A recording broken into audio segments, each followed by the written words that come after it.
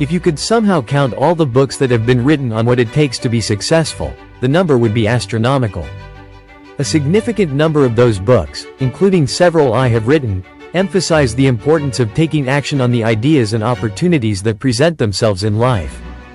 The fact is that you can have lots of good ideas and you can be exposed to many great opportunities, but if you don't do something about them, they might as well be non-existent. It's pretty amazing how most people put off taking the necessary actions to acquire the things they want and then complain about how they never get a break. There are many reasons people find to justify not taking action, but the absence of desire is one of the root causes. They just really don't want it badly enough. This is a fatal condition when you are trying to be successful. We all know that life is tough. Many times our best plans turn sour as we pursue our goals and dreams. For that reason, there are two qualities every person must have to fuel their desire and sustain their pursuit of success. Those two qualities are commitment and perseverance. You need commitment to produce the focus and consistency you need to keep your eye on the target. Then you need perseverance to make it over the rough spots and setbacks you will most certainly experience along your journey to success. Commitment is the solution to help you overcome the distractions you will face in life and help you stay focused on what really matters. Today, most of our society is up to their necks in the internet and all that comes with it. Don't get me wrong. I think the information we now have at our fingertips is astounding, and information is a key ingredient in being informed and equipped with the knowledge we need for success. But the level of information in this day and time is far more than any one person can possibly handle and process.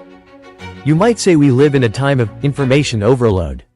The result of information overload is usually distraction, and it dilutes your focus and takes you off your game.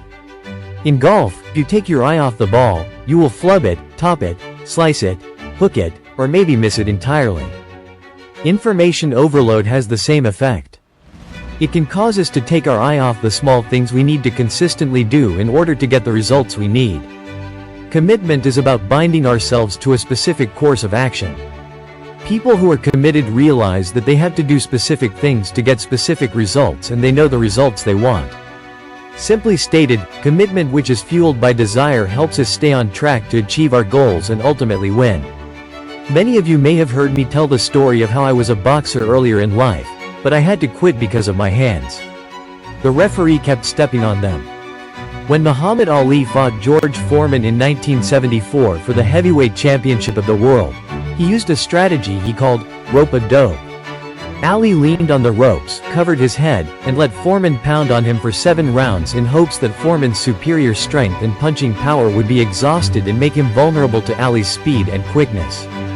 I don't know about you, but the idea of letting someone like George Foreman hit me repeatedly is pretty frightening, and I'd feel that way before he threw his first punch at me.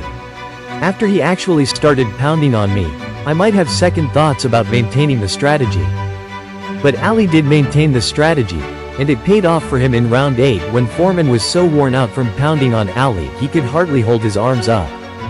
Ali suddenly came off the ropes and landed 2 rights and a massive left hook that sent Foreman to the canvas. Perseverance on the part of Ali had carried him through to victory in one of the greatest fights in history. Many times as we go through life we get pounded on just like Ali did in the ring that night with Big George Foreman. When tough times happen, we have to persevere through those difficulties and keep pressing on to our ultimate goal and vision. When we get knocked down, we have to get back up and keep on fighting. We must stay focused and remember our greatest victories are still ahead. More often than not, too many people give up when they get more resistance than they bargained for. Things just seem to get a lot tougher and more difficult than they are willing to deal with. If they fail to persevere through those times, they will fail permanently.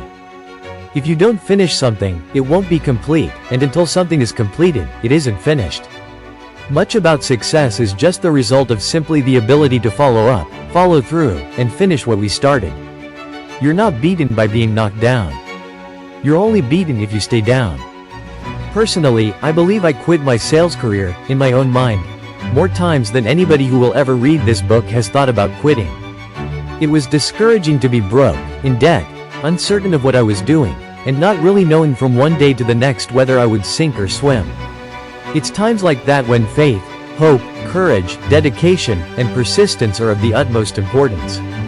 I'll have to admit it was tough, and discouragement was a frequent companion of mine. I often had to buy 50 cents worth of gasoline at a time, and if I made a mistake in addition, I would have to place 1 or 2 items at the grocery store back on the shelf. I've had my lights and telephone temporarily disconnected when I couldn't pay the bill, and I've even had to return a car when I could not make the payment. When our first daughter was born, the hospital bill was only $64. The problem was, we didn't have the $64. I had to make 2 sales in order to get the money together to pay the bill. These were all embarrassing and humiliating circumstances, but, fortunately, they were not the end of the world. I had a couple of things going for me that made the difference. I was committed to what I was doing, and the desire I had to win gave me the ability to persevere through the tough times. My dream to be a professional speaker was born in 1952, and though it was not until 1970 that I could pursue my dream on a full-time basis, planning for that career began immediately. It was 1972 before my speaking career really exploded. I was 45 years old. However, during the course of the preparation for what was to be, I always stayed grounded in my philosophy and the principles I adhered to. I altered ways in which I delivered my message in those early years, but I was fixated on the principles because I had a powerful vision of how I could help others, and I had a powerful desire for it to become a reality. The combination of vision and desire gave me the commitment to stay the course and the perseverance to keep pursuing my dream.